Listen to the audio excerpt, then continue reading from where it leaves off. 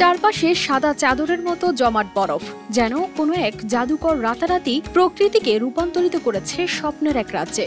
যেখানে একসময় জলপ্রপাতের গর্জন শোনা যেত, সেখানে এখন শুধুই বরফে মোড়া এক অপরূপ দৃশ্য।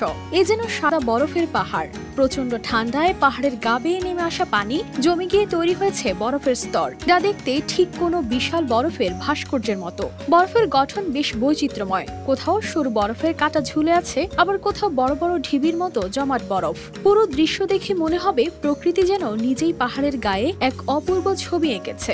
এমন দৃশ্য উপভোগ করছেন দর্শনার্থীরা।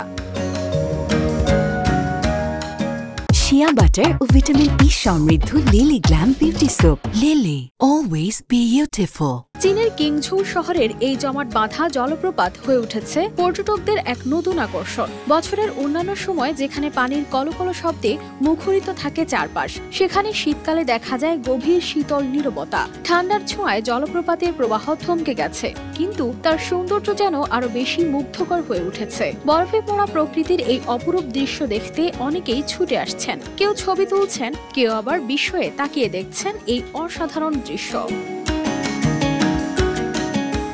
কিন্তু কিভাবে এমনটা হলো? মূলত চীনে প্রবল শীতের কারণে তাপমাত্রার রেকর্ড পরিমাণ নিচে নামায়, প্রচন্ড ঠান্ডার ফলে নদী, হ্রদ, এমনকি জলপ্রপাতের পানিও জমে বরফ হয়ে যায়। ড্রোন ক্যামেরায় ধারণ করা এই ভিডিওতে দেখা যায় কিভাবে বরফ মোড়া জলপ্রপাত এক বিশাল সাদা দেয়ালে পরিণত হয়েছে, যা দূর থেকে দেখলে মনে হয় বরফের তৈরি এক বিশাল প্রাসাদ।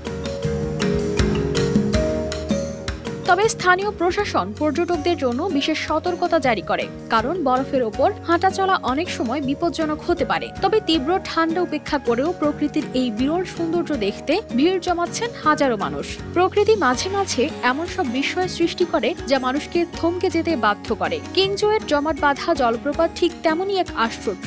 শীতের কঠোরতা অনেক কিছু থামিয়ে দিতে পারে, কিন্তু প্রকৃতির সৌন্দর্য যেন তাতে কখনোই কমে না, বরং কখনো কখনো তা আরো বেড়ে যায়। কানিস ফাতেমা শিমু, RTV।